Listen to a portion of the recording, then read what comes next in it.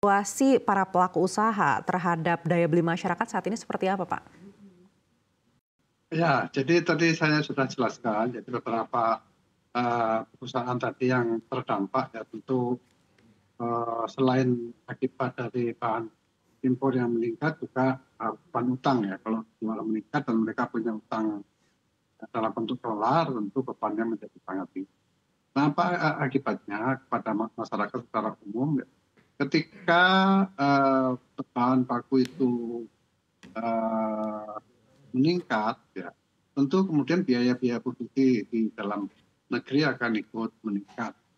Peningkatan ini tentu menyebabkan harga barang meningkat, ya, inflasinya cenderung naik, nah, sehingga kemudian daya beli masyarakat itu akan turun. Ya. Uang yang sama tentu tidak bisa membeli jumlah barang yang sama karena harganya meningkat. Nah, daya beli meningkat pada gilirannya kemudian juga menurunkan demand terhadap barang dan jasa itu. Nah, ini juga pada akhirnya ketika demand menurun, perusahaan juga mulai mengalami kesulitan, sehingga dampaknya tentu akan melakukan efisiensi pengurangan cost di sana sini, yang diantaranya pasti akan mengenai kepada tenaga kerja. Ya.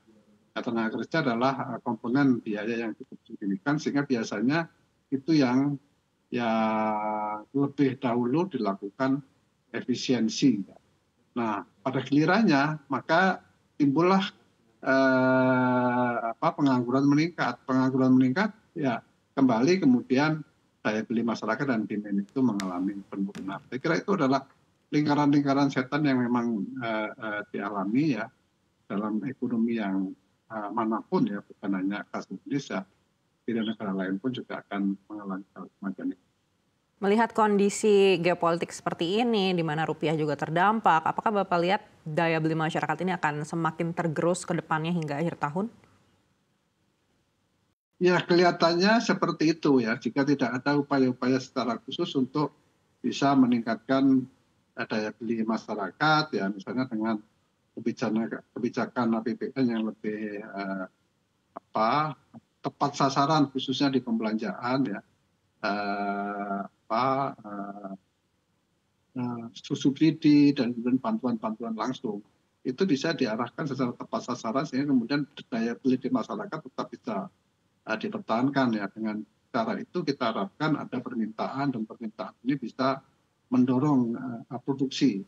Kita berharap situasi yang semacam itu bisa dipertahankan sehingga kita mampu bertahan kemudian sampai kondisi ekonomi ini bisa terlampaui.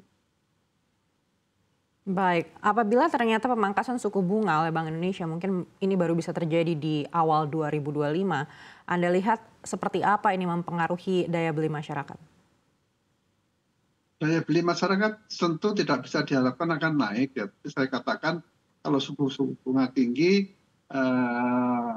kemudian orang cenderung tidak pinjam uang ke bank, tapi malah kemudian menaruh uangnya di bank.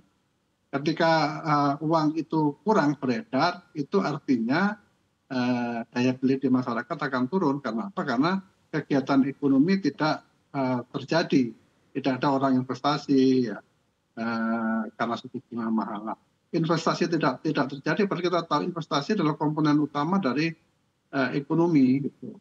Nah, oleh karena itu, ketika ekonominya kemudian menurun, sudah pasti pendapatan yang diterima oleh masyarakat juga menurun, dan itu mengakibatkan daya beli juga tidak membaik. Gitu. Oleh karena itu, kita harus berupaya menahan hal itu ya. Suku bunga tinggi jangan terlalu dipaksakan untuk terus-menerus dinaikkan, karena itu akan memberikan beban baik mereka yang punya utang maupun mereka yang akan melakukan investasi akan mengalami kesulitan seperti itu. Tapi memang nanti implikasinya adalah pengendalian nilai tukar bisa saja terganggu akibat hal itu karena orang bisa saja meninggalkan Indonesia karena merasa bahwa suku bunga di negara asalnya jauh lebih baik ya pada di sini. Dan inilah perlu keseimbangan dari berbagai macam pemangku kebijakan untuk bisa bersinergi, bisa berkoordinasi dengan baik, dan tentu jangan ada isu-isu yang kemudian viral yang menimbulkan persoalan yang non ekonomi. Ya, betapapun juga ekonomi ini sudah lagi dalam posisi yang sulit, kalau ditambah lagi dengan persoalan-persoalan non ekonomi, misalnya hukum, politik dan sosial, itu tentu ekonomi akan semakin susah untuk mampu mempertahankan diri. Oleh karena itulah pemangku kebijakan ini mesti koordinatif dan bisa meyakinkan, bisa memberikan ketenangan kepada masyarakat agar mereka menjalankan kegiatan ekonomi sebagaimana biasa. Gitu. Salah satu isu kebijakan ekonomi yang sempat diperhatikan oleh pasar ini adalah terkait dengan peningkatan rasio utang terhadap PDB. Tapi ini kan juga sudah diklarifikasi juga oleh tim Presiden terpilih Prabowo Subianto bahwa tidak akan seperti yang beredar di masyarakat begitu. Apakah ini akhirnya sudah memberikan rasa keamanan bagi pelaku usaha?